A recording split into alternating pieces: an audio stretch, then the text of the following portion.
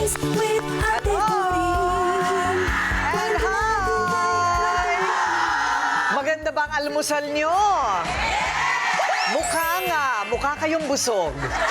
O baka masikip lang ang mga suot ninyo.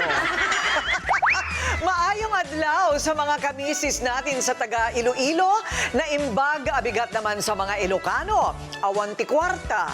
At good morning sa lahat ng mga kamisis at kapatid natin saan mang panig ng mundo at syempre dito sa studio. Ito ang Face to Face with Ate Coring.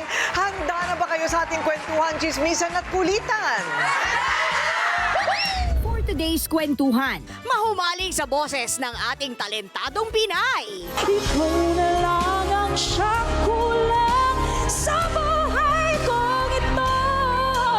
Mag-asawang may trabaho pero walang anak o mag-asawang may trabaho at may isang anak. Yan ang chikahan. Saan sabi? Gawin po nila lahat ng pwedeng makapagpasaya sa kanila. Tapos kapag po naramdaman nila na ready na sila na mag-move to another level, wala silang pagsisisihan. Mapapabilib kayo sa 9 years old na baby Bibo kusinero sa ihahain niyang masarap na patatip. Wow! So ano ang secret weapon mo naman dito? Secret ingredient? Love and soy sauce. All these and more sa Face to Face with Ate Coring. Pag narinig nyo ang boses niya, aminin ninyo, abangers kayo kagad sa chika niya. Huwag kayong magmamaang-maangan. Gusto ninyong malaman ang latest. At kung ano ikukwento niya tungkol sa relasyon ng mga paborito ninyong artista, ang marites ng barangay, Laila Chicadora. Ay, naku, Ate Coring, good morning, good morning. Gusto Yes. mo ba ng latest? Latest? Yes. Sige nga. Ay, naku, guess mo, Besh. Aha. Itong dalawang magjowang ito, never magkakaanak. Because? Pareha silang girl. Ay, okay. Oo. O, diba?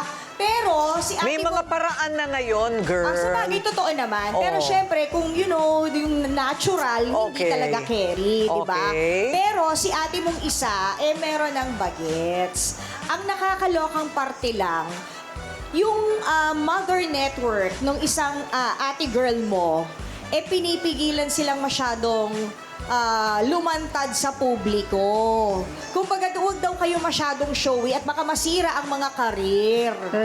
Ganon. Pero silang Ibig mo dalawa, sabihin, hindi lantad. hindi lantad, pero kung saan sila nakikita together, sa press release sila, mag-besties lang sila. Ay, ganon. Ganon. Pero, Talaga, ano to, mga beautiful girls ba ay, ito? oo naman. Pareho silang beautiful. Mga long hair pa. Wow. As in. Okay. Diba? Parang may mga hinala na rin ako naririnig-rinig ko. Pero sadya akong hindi pa kay alamera eh. Ewan ko lang dito. Ewan ko lang dito. Maghanda ka na ikaw ay mahabla. Hindi ako kasama. Okay, si Pera Godmother naman naging fangirl sa nakilala niyang estudyante na nagigitara at kumakanta para makatulong sa hirap ng buhay ng kanyang magulang. Deserve na mabiyayaan ng 5K for you.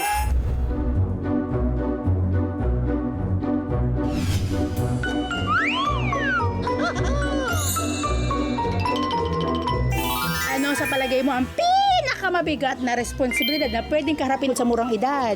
Siguro po naging working student din po ako that time. And then tumutulong po ako sa family ko. And then, ayun po, ako po yung gumagastos po sa sarili ko po. Ayun. Ibig na binibigay sa'yo ng magulang mo, pero sa murang edad, kailangan mong gawin, di ba? Opo. Ang pretty niya, guys, no? Sobrang pretty. Pwede mag-artista. Pwede po. May hinahanap akong isang estudyante na hindi lang umaasa sa kanyang mga magulang. Pagkatapos ng klase, kumakanta siya sa lansangan at iba't ibang lugar para matustusan ang sariling pag-aaral at makatulong din sa kanyang pamilya. Tara, kilalanin natin siya. JP! Ako ang iyong Pera Godmother. Magkwentuhan muna tayo sandali, ha? Paano ka nagsimula sa pagbabasking? Nung first year po sa UP po, ito po yung naging hobby ko po nung bakasyon. Nung pasukan po, hindi ko po siya inaasahan na magiging sustainable po. Pero tinuloy-tuloy ko na rin po siya after class po, ganun. Gaano ka-importante sa'yo na ikaw na lang yung, kumbaga, yung magsusustento para sa pag-aaral mo? Extra lang din po itong racket ko po. May kakayanan ng buhatin yung weight ng sarili, ganun po. Lahat po nung school expenses ko tapos yung mga personal expenses ko rin po. Ako na rin po yung Magaling. umusbong na rin po siya sa personality ko na dapat maging thankful sa mga tao po. Ganun. Given na ano naman po, napakalakas pong mode of communication yung art. Instead na gamitin ko po siya for negativity, try ko pong lumaban through positivity po. Ano naman ang nararamdaman mo kapag merong mga nakaka-appreciate ng iyong, like iyong musika? May mga dumadaan pong passerby na naguhulog po ng tips tapos sinasabihan ako na nakatulong ako i-brighten up yung day nila. Kaya yung mga ganong moments po nakaka-inspire din po siya na ipagpatuloy lang. Siguro po madalas pong pagtawanan po ganun minsan. Pero okay lang naman po. Saludo kami sa iyong sipag, dedikasyon at sa pagpapahalaga mo sa edukasyon, musika at sa iyong pangarap. Kaya naman masasabi ng Pera Godmother mo na deserving kang mapakilala kay Ate Coring sa studio. Kaya naman tigil mo na muna yung ginagawa mo. Let's go na muna. Sama na kita. Let's go! Pera Godmother, Yuri! Where are you? Eto na nga, nagja-jogging ako sa UP, tapos nakita ko tong si JC. Halika dali, kumakanta ang ganda ng boses, kaya binitbit ko na dito para makilala mo. Hindi ka ba na-shock nung makita mo siya? Sakto lang. ano yung sakto lang? Yung medyo na hindi masyado. Okay. So, ano ba ang bakit magaling ka kumanta? Passion ko na po yung pagkanta talaga mula grade school po. Tapos mula grade school? tinuloy-tuloy ko na lang din po hanggang ngayon pong college po. So, parang tawag dito, practice. Practice ka lang. Opo. Paano ka natutong maggitara? Self-taught lang din po. Totoo ba? Ang galing naman. Yung father ko po mahilig po talaga magpatugtog ng mga lumang music po sa bahay. Totoo? Nagigitara din siya? Ay, hindi po. Medyo lang po. Nagpapatugtog. Okay. Tapos parang doon na rin po musbong yung passion ko po sa music po. Then nung high school po, nag-try po magbanda onte. Tapos lumipat po sa public po na art school po nung senior high. Pero Tapos tinuloy ko na po. sa matalino, UP. Ate Coring, sponsor ng UP, scholar, Wow! scholar. Hindi na humihingi ng pera sa magulang, siya nang bahala sa sarili niya. Talaga ba? So, ikaw ngayon ay nasa anong kurso? Music research po. Music research! Wow! So, nagbabasking siya para makatulong. O dahil dyan, ang ibibigay ko sa'yo ay 5,000 pesos! Okay for you! Parang October na, o December. Oo nga! O, pamaypay lang yan. O, subukan mo habang mainit ang panahon.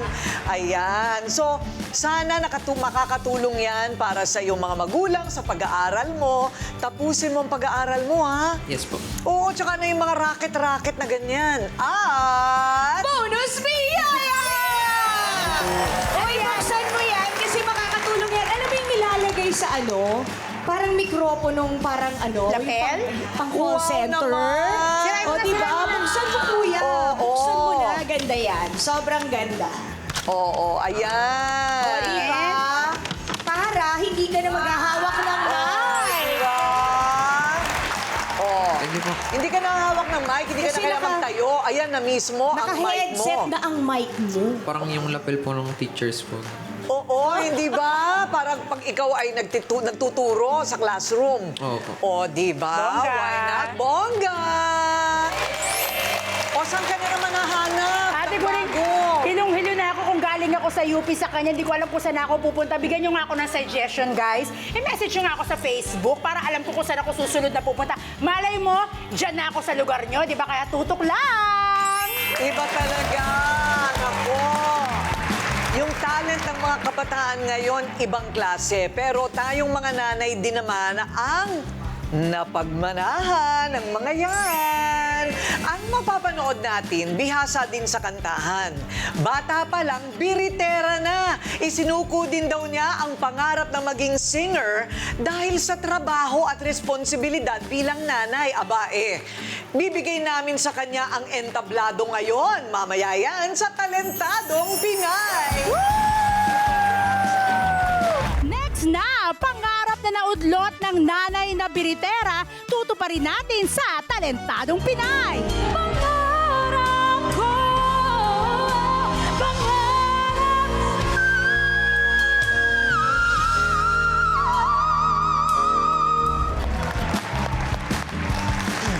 Mga kamisis, handa na ba kayo sa paandar, pasiklab at pasabog? Dahil narito na ang kababaihang may taglay ng talento na mapapahanga kayo. Sila ang Talentadong Pinay.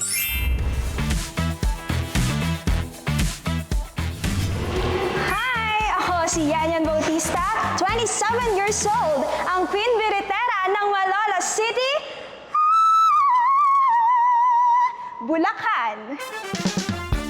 Isang licensed mathematics teacher, pero pinagsantabi ko muna po yung pagtuturo. Kumakanta po ako since 3 years old po ako. Nung nag-start po ako magsasali sa mga singing contest, nakalaban ko po yung aking pong partner ngayon. Siya po yung naging coach ko. Kaanak po ako noong 2016. Lumalaban na din po siya sa school ng singing contest. Hindi lang po siya sa akin nagmana, kundi pati po sa kanyang tatay. Idinededicate ko po itong performance ko, syempre sa mga taong naniniwala po sa akin, sa mga kaibigan ko, pamilya, at mga katrabaho po. No, as Pinay, hindi po dapat nagpapahuli ang mga Pilipino. Hindi ko na po kailangan gumawa ng iba't ibang klase ng gimmick, pagkanta lang po at boses ang puhunan.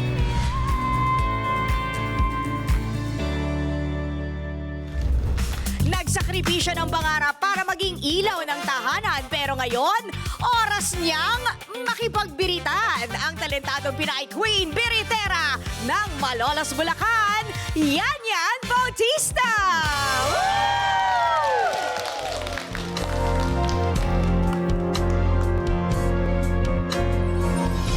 Aking hinihiling na sabihin mo naman ng iyong puso. Pangarap ko ang ibigin ka at sa habang panahon ikaw ay makasama. Ikaw na lang ang siyang kulang sa buhay kong ito. Pangarap ko ang ibigin ka.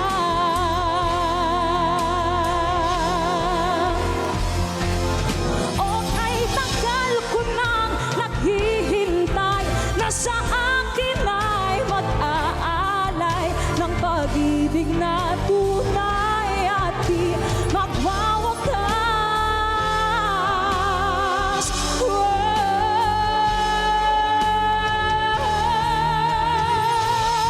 Pangarap ko ang ibigin ka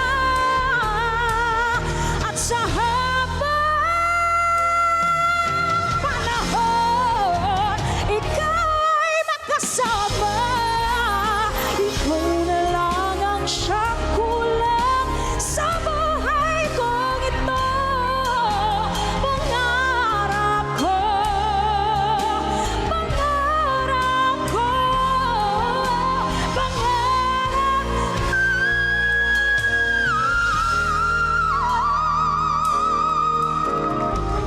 ibigin ka.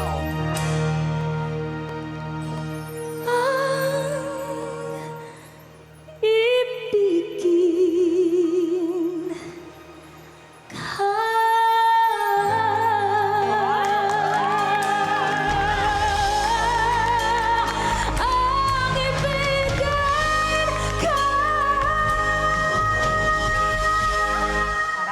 Wow! Wow! Ano naman ang masasabi mo doon?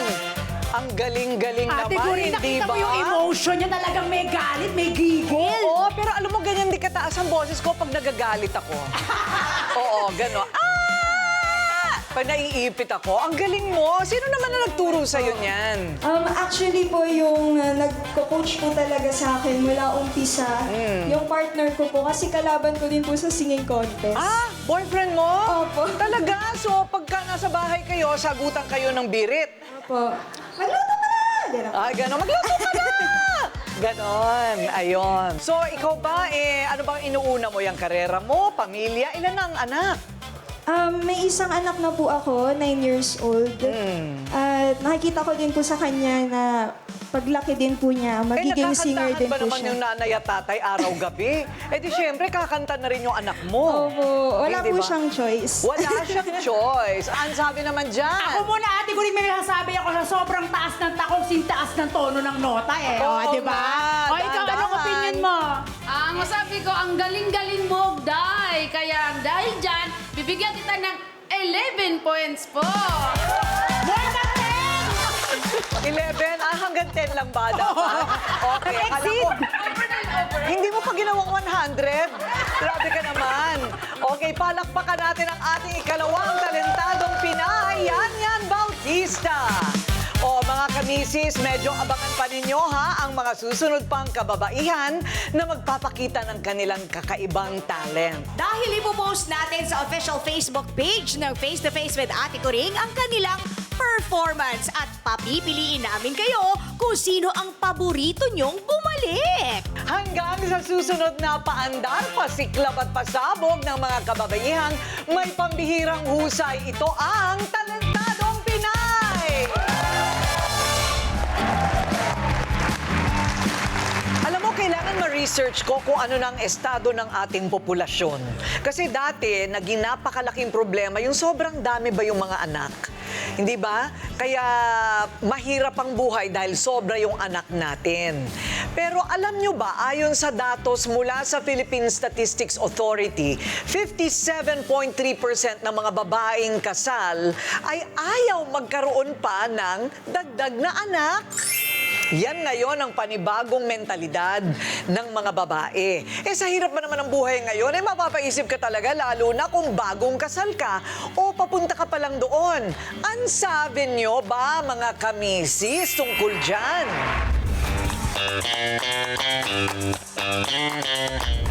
Dahil may boyfriend din ako at binabalak din namin if ever na magpakasal na, hindi muna kami mag-aanak kasi dahil sa hirap ng buhay ngayon, mataas ang bilihin. As of now, actually, ang choice ko is not to have a child. Kasi ang priority ko first is well-being namin both nung magiging partner ko. So, right now, hindi ko pa siya priority since I have cats also. Mas prefer ko pong may ipon muna. Magtrabaho muna bago ikasal. Kasi sobrang hirap magka-baby. Then, mas maganda yung maibigay mo lahat ng pangangailangan ng anak. Kasama natin ngayon si Danica at Dan, mag-asawang parehas may trabaho na may isang anak lang. Welcome to Face to Face! Pero ilang taon na kayo? Ako po 31. 31? Ako po, 33. 33. So mga ano yan, Gen Z ba yan o Gen... Millennials. Ha? Millennials. Millennial? Opo. Millennial ba yung tawag dyan? Bago kayong magkaanak, ilang taon kayong nagsama na? 2 years po.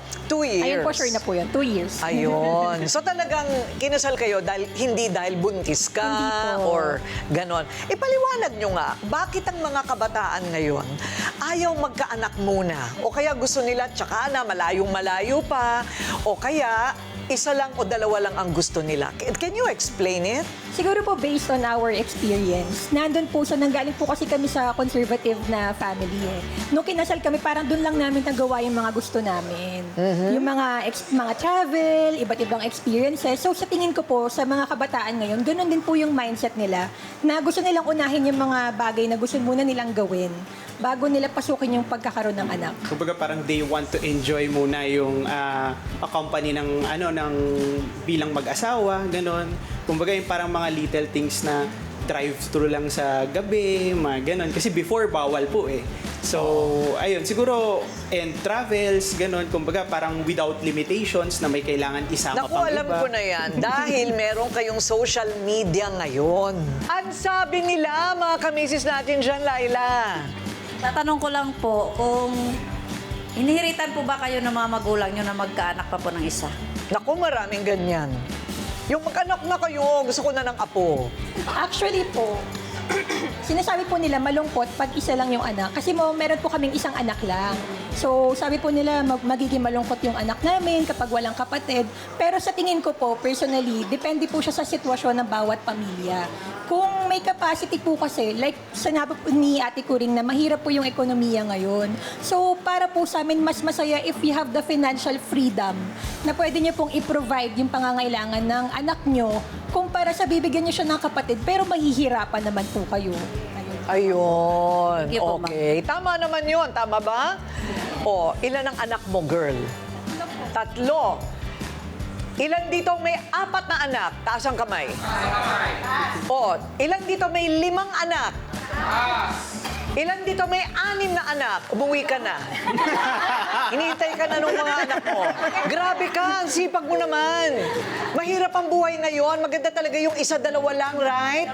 Correct. Okay, so ang sabi naman nila dyan Ito naman, online. Ate Kuring, nagkakagulo ngayon sa Facebook page natin kasi nagtanong tayo doon kung saan ba sila mas pabor. Sa A, tinatawag natin DINK or double income no kid, or DIOK na tinatawag nating double income 1 kid. So, ang opinion ni Jessica Kring Castillo, DINK daw siya, yung no child muna. Sa palagay ko po, enjoy muna ang mag-asawa na mag-bonding muna sila habang nag-iipon ng napakadami para sa kinabukasan ng magiging anak. So tama naman yung iniisip yung future. Pero ang sabi ni Veronica Sumayod, sumangaliwa naman ito, sabi niya, DIOK daw, double income, 1 kid. Dahil nababalansin nito ng maayos ang kabuhayan ng kalagayan ng pagkakaroon ng pamilya. So nababalanse kasi siguro parang boring nga rin naman siguro kung walang anak, di ba? So, iba-ibang opinion ang nagkakagulo ngayon sa Facebook, Ate Kuring. So, anong maipapayo ninyo sa mga, yung ikakasal pa lang, pwede rin namang ipagpaliban muna ang kasal. Kaya naninigurado itong dalawang ito. Di ba? So, ano ang payo ninyo sa kanila? Sa amin po, enjoyin po nila yung season kung nasan sila ngayon. Kung nasa season po sila na bagong kasal sila, gawin po nila lahat ng pwedeng makapagpasaya sa kanila. Tapos kapag po naramdaman nila na ready na sila na move to another level, wala silang pagsisisihan. Kasi ginawa nila lahat ng gusto nilang ma-experience, travel together, experiences together, para po pag dumating yung anak nila, wala silang mga regrets na sayang, bakit di natin to ginawa nung tayong dalawa pa lang. Oo. Tsaka dalawa kayong kumikita. Opo. Sa family code, talagang dalawa na ang, dual na ang source ng finances ng isang pamilya. So tama rin yun para makita ng mga anak ninyo na babae, lalaki dapat nagtatrabaho. Yes, opo. Ikaw naman, anong payo mo? Ako payo ko, tulad po na sinabi rin ni Danica, enjoy nila yung season. So, wag nila ilimit yung sarili nila. So, kung kaya nilang mag-travel, enjoy na i-savor yung moment na sila lang muna gawin nila. And siguro kung papasok nila sila sa season na mag-aanak na sila, enjoyin lang din nila. So, wag silang matakot. Yun naman yung doon. Kasi at the end of the day, yung dapat, yung every season lang ng buhay natin, ini-enjoy lang natin, less stress. Less stress. Oh, narinig niyo ang mga sagot ng mag-asawang dual income at may isang anak lang sa sitwasyon nila. Mamaya, eksperto naman, tanungin natin kung yan na ba talaga ang dapat na ginagawa ng lahat ng mga young couples.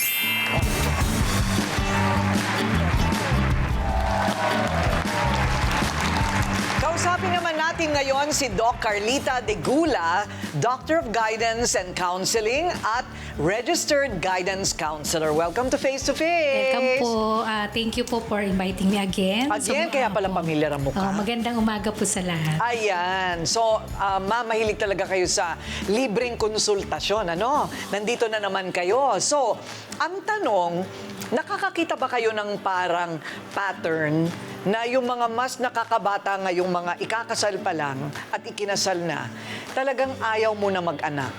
Meron po. Ayon nga po sa Philippine Statistical Authority, bumaba po ng 2.1 ang porsyento po ng total fertility rate po natin.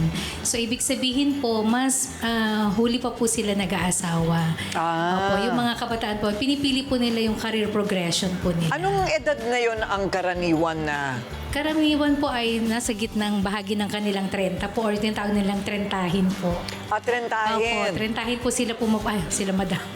Oo. Hindi, pero kayo, nakatatlong taon na. Hindi ba? So, pero going towards the later part of your 20s. Hindi ba? Ang pagkasal. Oo. Kasi sa ibang mga bansa, nasa mahigit 30 na ang median. Like Taiwan, Hong Kong, Singapore. Yung mga first world, oo, talagang mas late na sila ikinakasal. Kailan kaya mangyayari sa Pilipinas yon? Ay, hindi lang po natin nakasiguro, pero sa panahon po ngayon, because of our basic commodities, tumataas po yung mga bilihin po natin, nagkakaroon po ng pagbabago sa mga pagpapasya po ng mga mag-asawa, ng mga mag-aasawa po ngayon. Paano yung mindset na, mag-aasawa na ako para dalawa na kaming maghihirap, hindi lang ako mag-isa? Hindi ba yung, kasi akala nila makakatulong na meron silang asawa. Ang problema, nabubuntis. So, hindi pa sila estable, pero nagkakaanak na. Kayo ba, kung magbibigay kayo ng advice, ano ang sinasabi niyo sa mga kumukonsulta? Opo, ang pinakamaganda pong pag-aasawa ay nasa mid-20s dahil po ang prefrontal cortex po natin ay buo na kung saan tayo ay nakakapagpasya na po ng rasyonal. Ibig sabihin po, mayroon na po tayong ganap na maturity sa mga desisyon na ano po natin sa ating buhay o pagdidesisyonan po natin. Tapos po, kung kayo po ay nasa 30 na po mag-aasawa, okay din naman po yun. Meron lang po mga risk po pagdating po sa medical aspect po.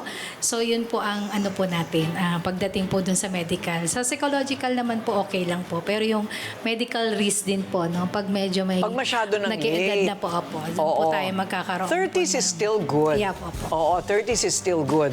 So, yun, buo na yung isip. Ganon din ba ang karanasan ninyo? Parang alam nyo na yung career nyo, alam nyo na yung gusto nyong trabaho, kilala nyo na yung sarili ninyo. Opo, mahalaga po yung kilala mo yung sarili mo. Kasi marami pong nag-fail pagka sumabak po sila sa bagong phase ng life nila na nandun yung tatanungin mo, tama ba yung mga naging desisyon ko? So, tama po yung sinabi ni Doc na dapat develop yung frontal lobe po, Doc. No? Oo, prefrontal cortex. Ayun, okay. O, ang sabi naman dyan. Pakinggan natin ko rin si Jay Anang Payatas dahil meron siyang isang anak. Anong opinion mo pag na may isang anak ka? Gusto ko po lang, isa lang po yung anak ko po kasi mahirap ang buhay po. Tapos, focus na lang ko sa work. Focus na lang sa work. Kasi nga naman, ang matrikula, mahal. May katuwang ka ba? Kasama mo ba yung asawa mo nagtatrabaho din? Opo. Meron namang katulong. May katuwang ka din. Ano naman ang sabi online? Ito ang survey natin online. Sabi ni Mai Lozano, enjoy married life muna. So, dun tayo sa double income, no kid, ate ko rin. Kasi sabi niya, isa kasi sa mga nagiging problem sa isang relationship pag hindi financially stable. Correct. Once na makaipon, then i-plan na magka-baby. Pero, medyo kumukontra itong si si baby. Sabi niya, be double income, one kid. Pag nagkaroon ka ng anak, ibig sabihin yan, kumpleto na ang buhay mo. O hindi ba? Ayan, sabihin yan, masaya na meron kang anak kahit isa lang. Ayun. Ako nag-aaway, hindi naman nag-aaway, pero talagang kanya-kanya sila ng opinion dito, no? Kanya-kanya ng mga opinion. Yes. Oo. Ang importante, hindi ka mabaon sa utang at mapoprovide mo yung kailangan ng anak mo ng sapat na hindi ka rin nababawasan o namimenos. Kasi, Balanse lang po. Oo, importante yung self-love, no? Paano mabibigyan ng self-love kung napakarami mong kailangan pakainin, di ba, Doc? Oo. Okay. So, ano naman po ang inyong payo para sa mga mag-aasawa? You're a counselor. What should they know first? Una po, karamihan po sa mga Pilipino ang pinaghahandaan yung pinansyal. Dapat po maging handa rin tayo sa ating emotional dahil ang papasukin po natin na yugto ng buhay ay hindi lang po tumatalakay sa pinansyal, kundi ganun din po ang emosyonal na kailangan po natin para sa pagpatuloy po ng buhay. Lalo-lalo na po, meron po tayong bubuuing pamilya, anak, at meron din po tayong mga responsibilidad na darating po sa ating buhay, no? So, yun po ang may papayo ko po sa mga gusto pong pumasok, no, sa kasal. Oo. Sakal po ba? Yung magpasakal sa kasal. po. Okay, yung mga anak ninyo, sabihan ninyo. Kasi nga, ang masasabi ko lang, mag-family planning. Plan your family. Para sa mga anak ninyo yan, tahanan at sa mga sarili ninyo. Lalo na sa estado ng bansa at ng mundo ngayon kay gulo-gulo. Dapat maging matalino at maalam. Thank you and congratulations sa double income one child. Thank you po. Thank you. Maging example sana kayo sa marami. Okay? Thank you very much, Doc. Salamat. Thank you. Salamat. Next na, 9 years old baby Bibo Kusinero magpapatikim ng kanyang luto sa Face to Face with Ate Kuring. Naku mga bata, minsan pinapabayaan sa kusina at natutuwa naman ang ibang mga nanay. Ang ating baby Bibo ngayon ay ikatutuwa talaga ninyo kasi sa kusina hindi naman siya puro kain. Kung hindi sa edad na 9 years old, magaling nang magluto. Wow!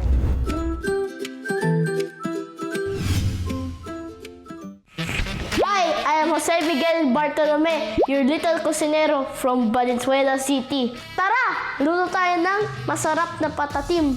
First, hiwa tayo ng garlic, onions, and ginger. Kids, be careful with the knife. Season lang natin yung patatim ng salt and pepper. Lagay na lang natin yung cooking oil. Sear na lang natin yung pata. Sear lang natin ito 5 minutes each side. Baliktad na lang natin. Yan, okay na ito. Set aside na lang. Same pan. Saute lang natin garlic, onions, and ginger. Add na lang natin yung oyster sauce. Saute lang natin din. Now, let's add some gripo stock. Kids, gripo stock is only water Now, let's add some soy sauce. Then, some Chinese spices. Mga 3 scoops ng sugar. Pakuluan na lang natin 1 minute. Ayan, lagay na lang natin yung pata sa pressure cooker. Now, let's add the sauce. Pressure cook na lang natin 30 minutes. Balikan na lang natin yan. Malambot na yung pata. Tikin lang natin yung sauce. Ayan, okay na ito. Pwede na tayo mag-play. Lagay na lang natin yung sauce, bok choy, carrots, leeks, and some sesame seeds. Ang sarap naman nito. Ito na, ang patatim na inahain ko sa inyo. Welcome to Face to Face, Miggy, Daddy Marky, at Mommy Nebs. May pasalubong Ate Kuring sa'yo. Oh, wow! Ang laki naman ito! Grabe, please have a seat. Chef Miggy. Okay, sino ang magaling magluto sa inyo at paano natuto si Miggy? Ate ko rin ako po. Ah, ikaw? Yes, opo. Okay. Professionally, I'm a chef and then turuan ko po siya dahil may hilig din siya talaga. Actually, gayang-gaya na idol niya yung daddy niya. Ah, idol na idol mo, daddy mo, Miggy? Opo. I don't believe ikaw ang gumawa nito. Pwede bang paki-close up nga nito? Ang ganda, no? Ano ba? Hindi, pakita mo. Ayan, oo. Professional chef. Alam mo, maganda pero hindi makakain ko ba ito? Opo. Talaga? Opo. Ano ang secret sa pagluluto, Miggy? How long did you cook this? 40 minutes. 40 minutes? Totoo ba? Opo. Wow! So ano ang secret weapon mo naman dito? Secret ingredient? Love and soy sauce. Love and soy sauce? Ganon? Matikman nga yung love. So, paano mo naman na-encourage and how did you train him? I started po kasi when meron din po akong social media page, cooking siya. Okay. And then when he was, I think, mga 6-7 years old, ganyan, Oh. sinasama ko na siya, mga hahalo-halo lang, mga ganyan. Hanggang sa mga sometime last year, nag-umpisa na rin siya. So, isang beses sabi namin, walang pasok nun eh. So, why not make yung merienda? So, nagluto na siya ng spaghetti. Na siya talaga mismo yung nasa camera, siya yung gumagawa. Ginaguide lang namin, ganyan. Hanggang sa nagustuhan na niya, gumagawa po siya ng videos na gano'n ngayon. Ayan. Anong favorite mong niluluto mo? Chicken. Chicken? Like what? Fried chicken? What else? Tinola. Tinola. Adobo. Adobo. Naku, mahilig siyang mamiktima ng manok. What about tapsilog? Yes. Marunong ka rin mag-tapsilog? Yes.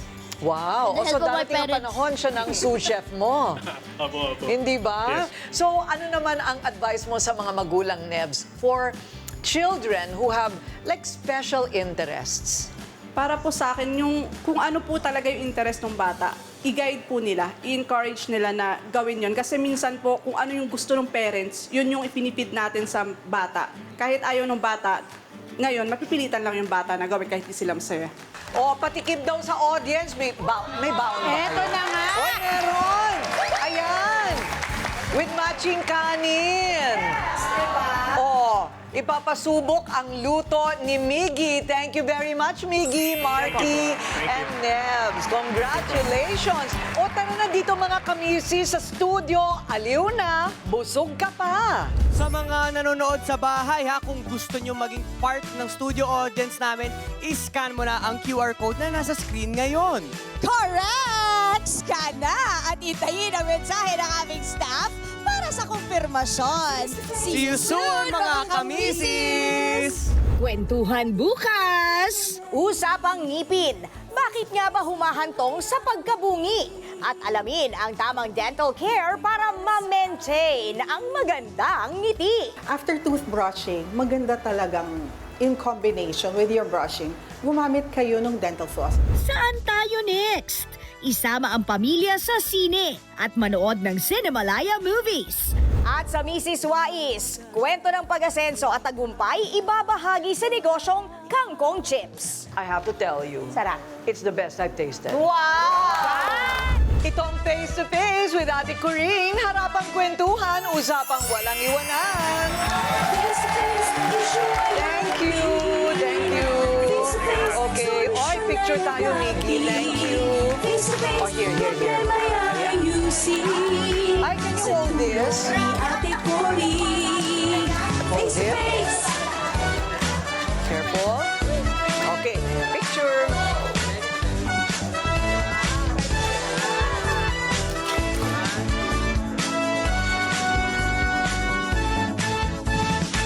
Sa buhay, minsan, problema'y di maiwasan. Swerte